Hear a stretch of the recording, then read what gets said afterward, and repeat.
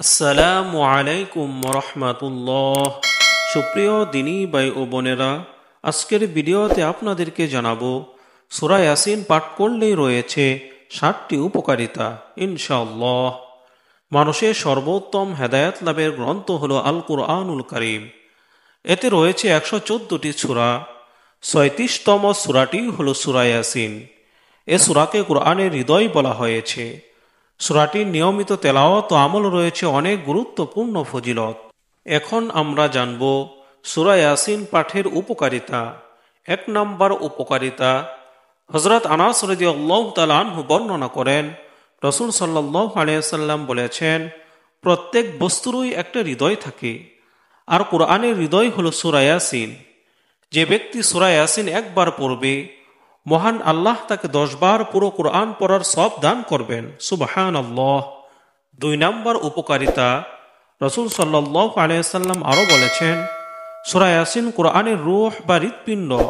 যে ব্যক্তি আল্লাহ ও পরকালের কল্যাণ লাভের জন্য সূরা ইয়াসিন পাঠ করবে, তার জন্য রয়েছে মাগফিরাত বা ক্ষমা। 3 নম্বর উপকারিতা, গুনাহ মাফের মাধ্যম হলো সূরা ইয়াসিন।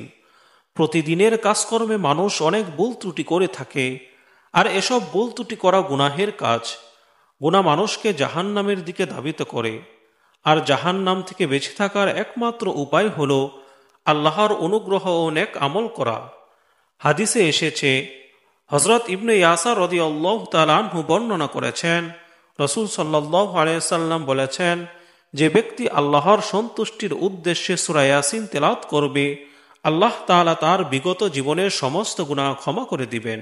সুবহানাল্লাহ।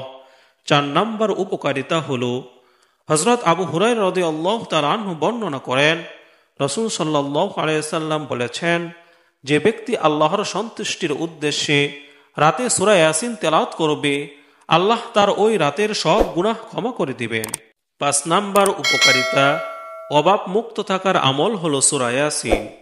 মানুষের নানামুখী অভাব অনটন থাকে, শুধু পরিশ্রমে কোনো মানুষের অভাব শেষ হয় না, প্রয়োজন হয় আল্লাহর সাহায্য ও অনুগ্রহের। সূরা ইয়াসিনের আমল অভাবী ব্যক্তির জন্য আল্লাহর মহা অনুগ্রহ। এ সূরার আমলে দুনিয়ার প্রয়োজন পূর্ণ হয়ে যায়। হাদিসে এসেছে, হযরত আব্দুল্লাহ ইবনে জুবাইর রাদিয়াল্লাহু তাআলা আনহু বলেন, যদি কোনো ব্যক্তি অভাব অনটনের সময় সূরা ইয়াসিন পাঠ করে, তাহলে তার অভাব দূর হয়, সংসারে শান্তি আসে এবং রিজিকে বরকত হয়। হযরত আতা বিন আবি রাবা রাদিয়াল্লাহু তাআলা আনহু বর্ণনা করেন, আমি শুনেছি যে রাসূল সাল্লাল্লাহু আলাইহি ওয়াসাল্লাম বলেছেন, যে ব্যক্তি দিনের বেলায় সূরা ইয়াসিন তেলাওয়াত করবে, তার সব হাজত পূরণ হয়ে যাবে। হযরত ইয়াহইয়া ইবনে কাসির রাহমাতুল্লাহি আলাইহি বলেন, যে ব্যক্তি সকালে সূরা ইয়াসিন পাঠ করবে, সে সন্ধ্যা পর্যন্ত সুখে শান্তিতে থাকবে। যে সন্ধ্যায় পাঠ করবে, সে সকাল পর্যন্ত শান্তিতে থাকবে। 6 নম্বর উপকারিতা, মৃত্যুর যন্ত্রণা মুক্ত থাকার মাধ্যম হলো সূরা ইয়াসিন। তাফসিরে জালালাইনের হাসিয়ায় এসেছে, যদি কোনো মুসলমানের মৃত্যুর সময় হয় আর সে সময় তার পাশে কেউ সূরা ইয়াসিন পাঠ করে, তবে বেহেশত থেকে রিদওয়ান ফেরেশতা জান্নাতের সুসংবাদ না দেওয়া পর্যন্ত রূহ কবজকারী ফেরেশতা মালাকুল মাউত ওই ব্যক্তির রূহ কবজ করে না। রূহ কবজের সঙ্গে সঙ্গে ওই ব্যক্তি অবস্থান হয় রায়্যান নামক জান্নাতে। হাদিসে পাকে এসেছে, হযরত আবু যর রাদিয়াল্লাহু তাআলা আনহু বলেন, আমি রাসূল সাল্লাল্লাহু আলাইহি ওয়াসাল্লামের কাছে শুনেছি, তিনি বলেছেন, মৃত্যু শয্যা ব্যক্তির কাছে সূরা ইয়াসিন পাঠ করলে তার মৃত্যু যন্ত্রণা সহজ হয়ে যায়।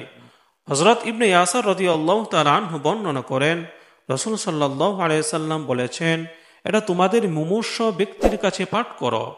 7 নম্বর উপকারিতা, মুমিন মুসলমানের ঘরে ঘরে সূরা ইয়াসিনের নিয়মিত অধ্যায়, তেলাওয়াত ও আমল খুবই জরুরি। সুতরাং মুমিন মুসলমানের উচিত প্রতিদিন সকালে অত্যন্ত একবার এই সূরাটি তেলাওয়াত করা, কেননা এই সূরা তেলাওয়াতকারীকে ইহকাল ও পরকালে ব্যাপক কল্যাণ ও শান্তি দান করা হবে। অন্য এক বর্ণনায় এসেছে, এই সূরা কিয়ামতের দিন অধিক সংখ্যক মানুষের জন্য সুপারিশকারী হবে, আর আল্লাহ তাআলা তা অবশ্যই কবুল করেন। আল্লাহ তাআলা মুসলিম উম্মাহকে কুরআনের এই গুরুত্বপূর্ণ সূরাটির নিয়মিত তেলাওয়াত ও অধ্যয়ন করে সে আলোকে জীবন পরিচালনা